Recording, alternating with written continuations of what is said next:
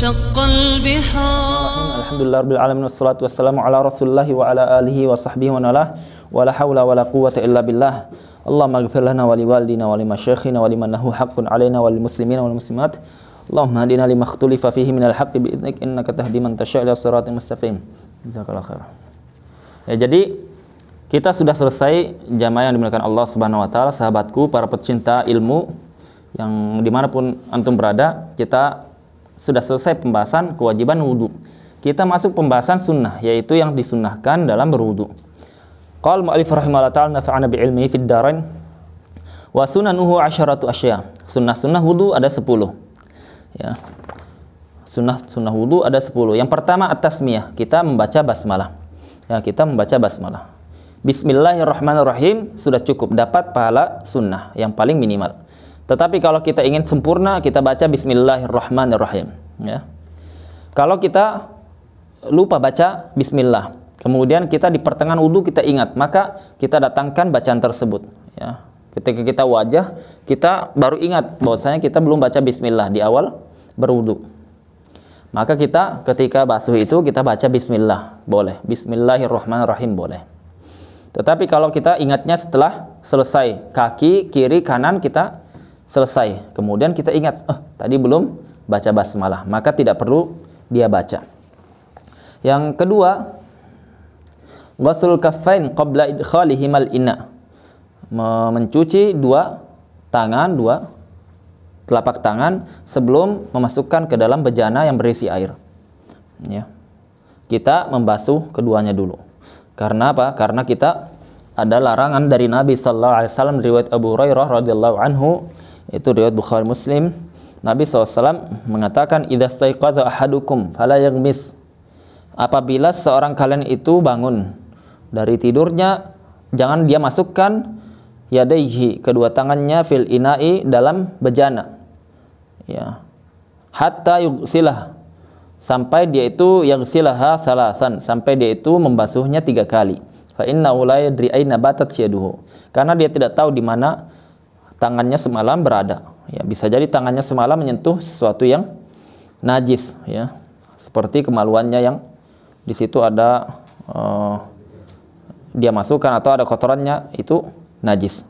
Jadi kita katakan bahwasanya untuk masalah membasuh kedua tangan ini ada 3 keadaan. Kita baru bangun subuh misalkan, kita mau ambil air dengan tangan kita. Beda kalau kita menggunakan keran sekarang, ya, lebih mudah. Atau kita pakai dalun, pakai gayung, itu lebih mudah, tidak ada pembahasan ini. Tapi kalau kita ambilnya pakai tangan, maka ada pembahasan ini. Ada 3 keadaan. Yang pertama, kalau dia itu yakin najis karena dia ada lihat najisnya, ada baunya misalkan, maka dia kalau yakin najis, haram dia memasukkan tangannya kecuali setelah dia membasuhnya dan air. Ya, karena itu akan menyebabkan najisnya air kalau airnya sedikit. Ya. Kalau airnya banyak, mengotori airnya. Ya.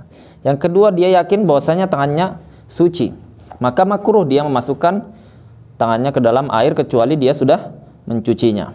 Kalau dia tidak tahu, ragu antara suci atau tidak suci, maka dia tidak makruh, boleh dia masukkan tanpa mencucinya. Ya. Boleh.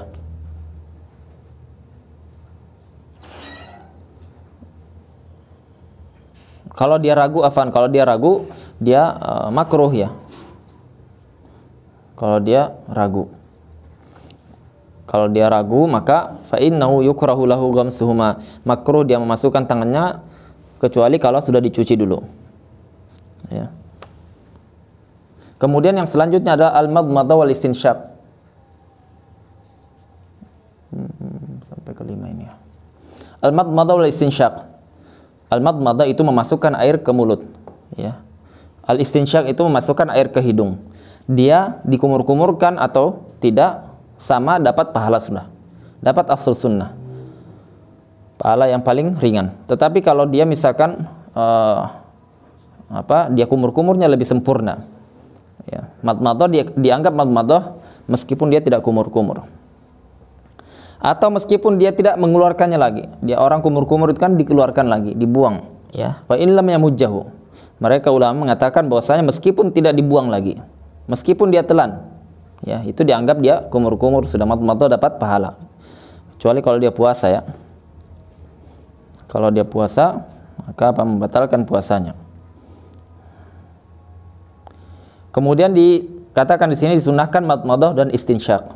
Istinsyak itu memasukkan air ke hidung, ya, hanya sekedar memasukkan sedikit ataupun sampai bagian masuk ke atas yang dia muntahal khaisum. Al khaisum itu bagian yang dia lunak dari hidung, yang dia lunak ini, ya. Bagian yang keras itu sudah bagian yang tidak disunahkan masuk sampai ke dalam seperti itu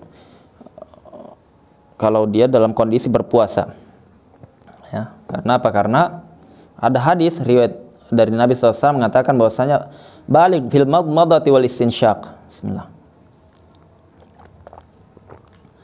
Mubalaghah lah kalian dalam masalah madmadah dan istinsyak, dalam masalah kumur-kumur dan masukkan air ke hidung. Illa an takun shaiman, kecuali kalau kalian itu puasa.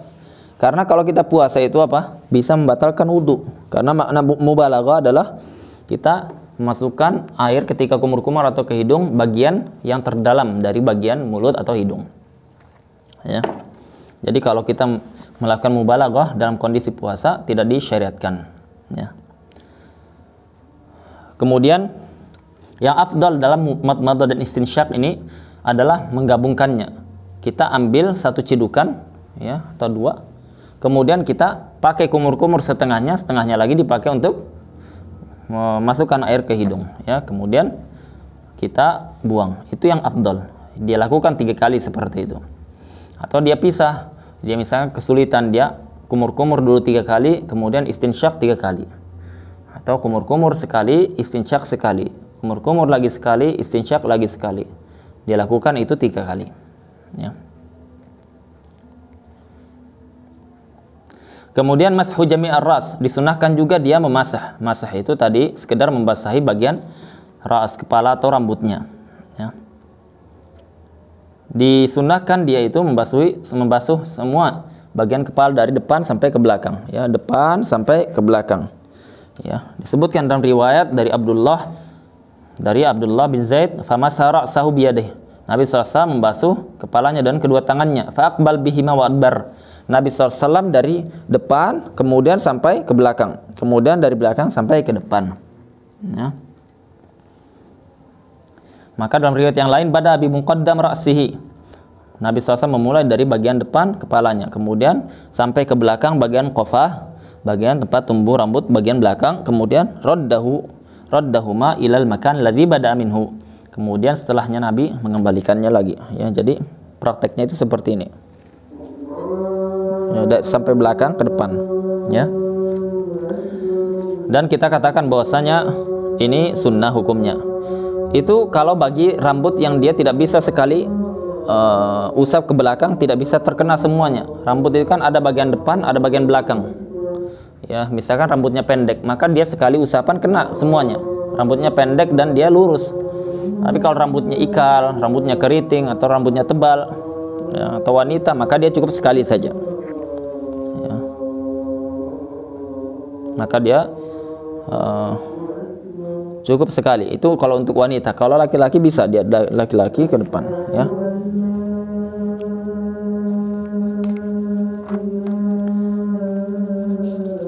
Kemudian mashul udhunain zahirihima wa batinihima bima'in jadid. Kemudian membasuh kedua telinganya. Bagian zahir itu bagian yang dia setelah leher. Setelah leher zahir ini.